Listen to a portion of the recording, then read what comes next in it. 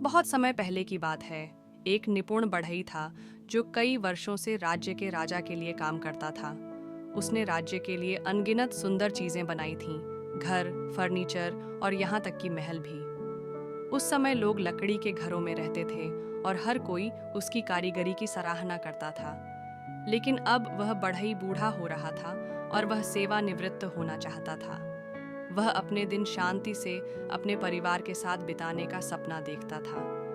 एक दिन वह राजा के पास गया और कहा, महाराज, मैंने कई वर्षों तक आपकी सेवा की है। अब मैं सेवानिवृत्त होकर आराम करना चाहता हूँ। राजा ने बढ़ई की निष्ठा और कौशल की कद्र की।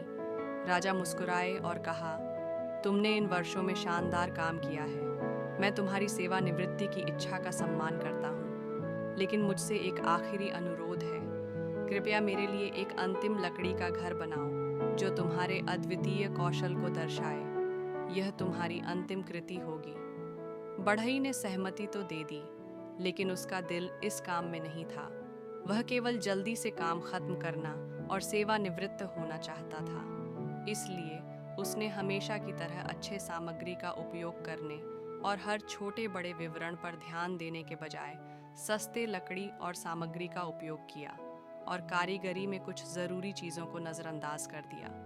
कुछ महीनों बाद घर पूरा हो गया। बाहर से वह घर बहुत सुंदर दिखता था, लेकिन अंदर से वह खराब तरीके से बनाया गया था और उसकी सामान्य गुणवत्ता के स्तर पर नहीं था। जब घर बनकर तैयार हो गया तो बढ़ई ने उसकी चाबियां राजा को सौंप दी।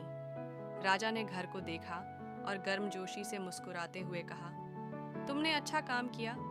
फिर राजा ने घर की चाबियां बढ़ई को वापस देते हुए कहा, यह घर मेरा तुम्हें उपहार है, मेरे प्रिय मित्र। यह तुम्हारे वर्षों की मेहनत के लिए मेरी ओर से आभार प्रकट करने का तरीका है। इस घर में अपने परिवार के साथ खुशी से रहो। यह सुनकर बढ़ई स्तब्ध रह गया।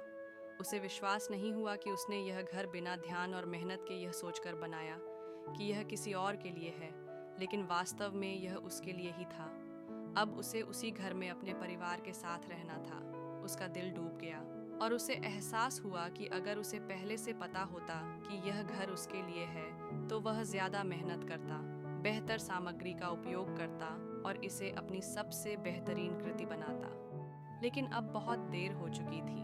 बढ़ई ने भारी मन से चाबियां स्वीकार कीं और उसे अफसोस हुआ कि उसने अपना सर्वश्रेष्ठ नहीं दिया। अगर हम अपने जीवन को देखें तो हम पाएंगे कि हमें हर काम में अपना सर्वश्रेष्ठ देना चाहिए, चाहे वह कितना भी छोटा या महत्वहीन क्यों न लगे। आप कभी नहीं जानते कि आपकी कौन सी मेहनत भविष्य में कई गुना फल ला सकती है। जब हम लापरवाही से काम करते हैं तो यह धीरे धीरे एक आदत बन जाती है। समय के साथ यह आदत हमें सफलता से दूर कर सकती है, क्योंकि हम काम को अधूरा या आधा अधूरा करना सीख जाते हैं। लेकिन अगर हम हर काम को ध्यान और समर्पण के साथ करते हैं तो यह भी एक आदत बन जाती है। हमेशा अपना सर्वश्रेष्ठ देने की यह आदत हमें एक दिन बड़ी सफलता की ओर ले जा सकती है, जब हम इसकी उम्मीद भी नहीं कर रहे होते। बढ़ई ने घर को लापरवाही से बनाया क्योंकि उसने सोचा कि इससे कोई फर्क नहीं पड़ेगा, लेकिन अंत में उसे उसी घर में रहना पड़ा। इसी तरह जो काम हम करते हैं वह हमारे जीवन पर प्रतिबिंबित होता है। चाहे वह बड़ा प्रोजेक्ट हो या छोटी जिम्मेदारी, उसमें अपना सर्वश्रेष्ठ देना न केवल परिणाम को सुधारता है, बल्कि हमें एक बेहतर और अधिक सफल व्यक्ति के रूप में विकसित करता है। इसलिए सबक सरल है, जो भी काम करो उसमें अपना सर्वश्रेष्ठ दो, क्योंकि वही आपका भविष्य बनाएगा और आपको अप्रत्याशित पुरस्कार दिला सकता है। बहुत समय पहले एक राज्य में एक युवा आदमी रहता था जिसकी जिंदगी मुश्किलों से भरी हुई थी। वह हर दिन काम की तलाश में बाहर जाता, कुछ पैसे कमाता और फिर घर वापस आकर खाना बनाता, खाता और सो जाता। एक दिन काम की तलाश में असफल रहने के बाद वह मायूस होकर घर जा रहा था। तभी उसने पीछे से एक आवाज सुनी, क्या यहाँ कोई मजदूर मिलेगा?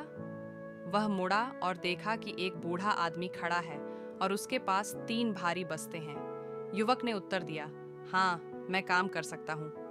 बूढ़ा आदमी बोला, मुझे अगले गांव जाना है जो यहाँ से थोड़ा दूर है। मैं 2 बस्ते खुद ले जा सकता हूँ, लेकिन तीसरा बहुत भारी है। क्या तुम इसे ले जाओगे? मैं तुम्हें इसके बदले 3 सोने की सिक्के दूंगा। युवक ने सहमति जताई और एक बस्ता उठा लिया। जैसे ही उसने बस्ता उठाया, उसे एहसास हुआ कि यह बहुत भारी है और उसने कहा, यह बस्ता बहुत भारी है। बूढ़ा आदमी बोला, हाँ, इसमें तांबे के सिक्के हैं। भारी बोझ के बावजूद युवक ने बस्ता उठाया और बूढ़े आदमी के साथ चलने लगा। चलते समय उसे एहसास हुआ कि बूढ़ा आदमी उसे ध्यान से देख रहा था। इससे युवक को यह लगा कि बूढ़ा आदमी शायद सोचता है कि वह बस्ता चुरा सकता है, लेकिन युवक ने सोचा, मैं बेईमानी नहीं करता, मैं इस पर भरोसा रखता हूँ और अपना मेहनताना ईमानदारी से कमाऊंगा। वे दोनों एक नदी के पास पहुंचे। युवक ने तुरंत नदी पार करने के लिए पानी में कदम रखा, लेकिन बूढ़ा आदमी नदी के किनारे खड़ा रहा। बूढ़ा आदमी बोला, मैं बहुत बूढ़ा हूँ, मैं 2 बस्तों को नदी में नहीं ले जा सकता। अगर मैं कोशिश करूँ तो डूब सकता हूँ। क्या तुम एक बस्ता और उठा सकते हो? चिंता मत करो, मैं तुम्हें इसके बदले 3 सोने की सिक्के दूंगा। युवक ने सहमति जताई, लेकिन जैसे ही वह दूसरा बस्ता उठाने गया, बूढ़ा आदमी हिचकिचाया और बोला, लेकिन तुम वादा करो कि तुम यह नहीं लूटोगे। युवक ने पूछा, मैं क्यों भागूंगा? बूढ़ा आदमी बोला, आजकल किसे भरोसा किया जा सकता है? इस बस्ते में चांदी के सिक्के हैं। युवक ने जवाब दिया, क्या मुझे ऐसा लगता है जैसे मैं चोर हूँ? चिंता मत करो, मैं कोई लालची व्यक्ति नहीं हूँ, मुझे बस्ता दे दो। कहकर युवक ने दूसरा बस्ता उठाया और नदी पार कर ली। चांदी के सिक्कों ने भी उसे उसकी ईमानदारी से नहीं हटाया। कुछ समय बाद वे एक पहाड़ी के पास पहुंचे। युवक ने धीरे धीरे चढ़ाई शुरू की, लेकिन बूढ़ा आदमी पहाड़ी की तलहटी पर रुक गया। युवक ने आवाज दी, आओ, तुम क्यों रुके हो? बूढ़ा आदमी बोला, मैं बहुत बूढ़ा हूँ, मैं ठीक से चल नहीं सकता, इस बस्ते के साथ पहाड़ी चढ़ना बहुत मुश्किल है। युवक ने कहा, ठीक है, तो यह बस्ता मुझे दे दो, मैं तुम्हारे लिए इसे ले जाता हूँ। बूढ़ा आदमी हिचकिचाया और बोला, इसमें सोने के सिक्के हैं, लेकिन अगर तुम यह चुराकर भाग गए तो मैं बूढ़ा हूँ, तुम्हारे बाद दौड़कर नहीं पकड़ सकता। युवक ने थोड़ी आवाज बढ़ाकर कहा, मैंने तुम्हें पहले ही कहा था कि मैं ऐसा नहीं करूंगा।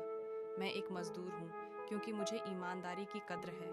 मैं पहले एक खाता बही रखने वाला था, लेकिन मेरे मालिक ने मुझे लोगों को धोखा देने के लिए दबाव डाला। मैंने उसे नकार दिया और अपना काम छोड़ दिया। बूढ़ा आदमी अभी भी संदेहास्पद था, लेकिन उसने कहा, मुझे नहीं पता कि तुम सच बोल रहे हो या नहीं, लेकिन फिर भी यह बस्ता ले जाओ, मैं अपनी गति से चलूंगा। तुम पहले बढ़ो और मुझे दूसरी तरफ रुककर इंतजार करो। युवक ने बस्ता उठाया और आगे बढ़ने लगा। जब वह बस्ता लेकर चल रहा था, तो वह सोचने लगा कि अगर उसने यह 3 बस्ते चुराए तो बूढ़ा आदमी उसे पकड़ नहीं पाएगा और वह हमेशा के लिए अमीर हो जाएगा। फिर उसने सोचा, यह बूढ़ा आदमी बहुत पुराना है, उसे इतने पैसे की जरूरत नहीं है, लेकिन मैं युवा हूँ, अगर मुझे यह पैसा मिल जाए तो मैं बहुत अमीर हो जाऊंगा। ललचाया हुआ उसने 3 बस्तों के साथ भागने का निर्णय लिया। वह बहुत तेजी से दौड़ते हुए अपने घर पहुंचा और बस्तों को खोला, लेकिन जब उसने बस्ते खोले तो वह हैरान हो गया, क्योंकि उसमें कोई सोने या चांदी के सिक्के नहीं थे, बल्कि छोटे छोटे पत्थर थे। वह यह सोचने लगा कि बूढ़े आदमी ने उसे क्यों झांसा दिया और उसने ऐसा नाटक क्यों किया। जैसे ही उसने बस्ता खोला, उसे एक कागज का टुकड़ा मिला। उसने पढ़ा, मैं इस राज्य का राजा हूँ, मेरे पास कोई संतान नहीं है और मैं बूढ़ा हो रहा हूँ, इसलिए मैं एक ईमानदार व्यक्ति को अपना उत्तराधिकारी बनाना चाहता हूँ। अगर तुम नहीं भागते तो तुम आज मेरे पुत्र और उत्तराधिकारी बन जाते। यह पढ़कर युवक को पछतावा और अफसोस हुआ। उसने जीवन भर ईमानदारी से काम किया था और उसका इरादा कभी भी बूढ़े आदमी को धोखा देने का नहीं था। अगर वह अपने विचारों को काबू में रखता तो वह आज राजा का उत्तराधिकारी बन सकता था। यह कहानी यह दिखाती है कि हमारे विचारों का हमारी जिंदगी पर कितना प्रभाव पड़ता है। यह हमें यह सिखाती है कि नकारात्मक विचार कितनी जल्दी हमारे जीवन को बदल सकते हैं। बुद्ध हमेशा कहते थे कि हमारे सबसे बड़े दुश्मन भी उतना नुकसान नहीं कर सकते जितना हमारे अविचारित विचार कर सकते हैं। इसलिए हमें हमेशा अपने विचारों पर नियंत्रण रखना चाहिए, ताकि हम जीवन में सकारात्मक दिशा में आगे बढ़ सकें और किसी भी पछतावे से बच सकें।